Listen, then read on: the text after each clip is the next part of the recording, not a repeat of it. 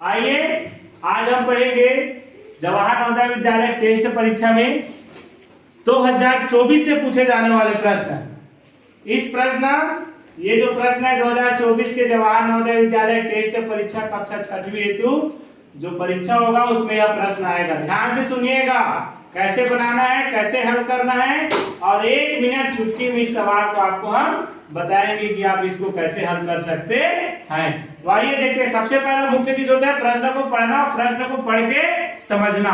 जो बच्चे प्रश्न को पढ़ के समझ गया, समझो कोई भी सवाल को बना सकते हैं। सवाल में 4 संक्रियाएं होती है, जोड़ना, घटाना, गुना और भाग। बाकी कुछ नहीं होता। गणित सबसे सरल कहा जाए तो गणित है। और अगर हम इस प्रश्न को समझ लिया कि प्रश्न बोलता है, क्या बोल रहा है प्रश्न, उस चीज को समझना है। अगर हम उस प्रश्न को समझ गया तो समझो आप इस सवाल को बना ली। अब प्रश्न क्या बोल रहा है उसको जब हम पढ़ेंगे ना, उसको जो दिमाग में हम जो बोलते हैं ना सुनते हैं, वैसे ही इसको बोल के सुनेंगे। मतलब प्रश्न क्या बोल रहा है उसको हमको ध्यान से सुनना है, तब कहीं जाकर के हम प्रश्न को हल कर पाएंगे। और जो बच्चे प्रश्न को नहीं पढ़ पाएगा तो उसके लिए जोड़ना भी सवाल है ना, तो उसको नहीं जोड़ पाएगा। इसलिए मुख्य बातें होती है प्रश्न को पढ़ के समझना, प्रश्न क्या बोल रहा है इसको समझने। क्या बोल रहा है देखिए ध्यान से, क्या बोल रहा है सुनिए।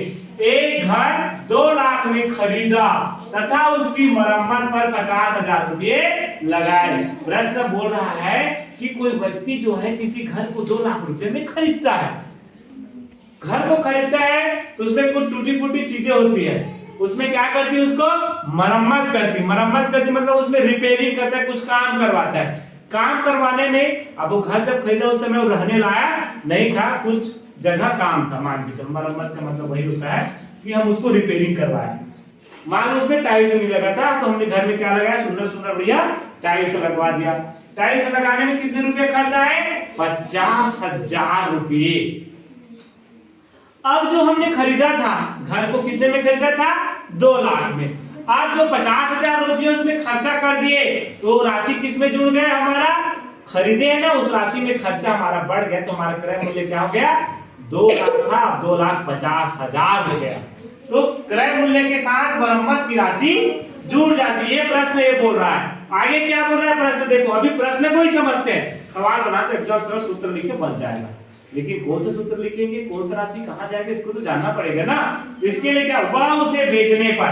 अब देखो ये क्या कर दिया, इसको खरीद लिया, बढ़िया सुंदर से खरीद लिया। अब वो रहने के लिए नहीं खरीदा है, किस लिए खरीदा है, बेचने के लिए खरीदा है। बेच कैसे कर रहा है, 20% लाभ पाना चाहते हैं।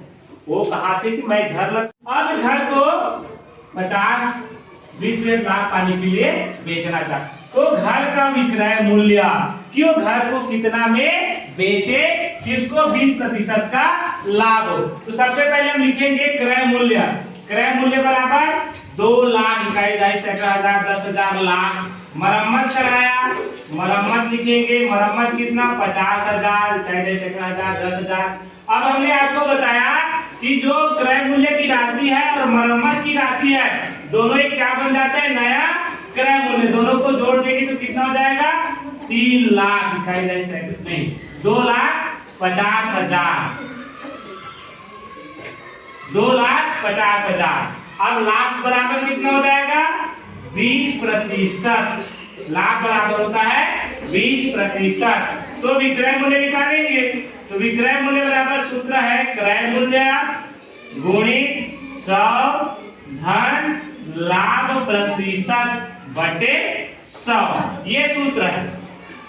तो हम यहाँ पे लिखेंगे क्रय मूल्य। देखो क्रय मूल्य 2 लाख को नहीं लिखेंगे, और कितने लाख को लिखेंगे, 2,50,000, इकाई, ढाई, सैकड़ा, हजार, 10,000, लाख गुणित 100 धन लाख, मतलब 100 में 20 को जोड़ देंगे तो कितना हो जाएगा, 120 बटे 100। 1 शून्य 1 कितना हो गया, ये 12 पंचे 60 का 80 लाख 6, बाद में 24 और 30, इकाई, ढाई, सैकड़ा, हजार, 10,000, लाख। 3 लाख रुपया घर को कितने में बेचेगा, वो 3 लाख रुपया, तब जाके उसको 20% का लाभ होगा। इस तरह से आसानी से हमने प्रश्न को समझा, आसानी से इसको क्या कर लिया, बना लिया। यहाँ पर हड़बड़ाता तारीफ 50,000 मरम्मत क्या है, कैसे करेंगे, ऐसे हमको सोचना पड़ता। इस तरह से हमको सबसे पहला मुख्य बात होता है प्रश्न को समझना, और जो बच्चे प्रश्न को समझ गए वो आसानी से कोई भी सवाल को बना सकते हैं। धन्यवाद।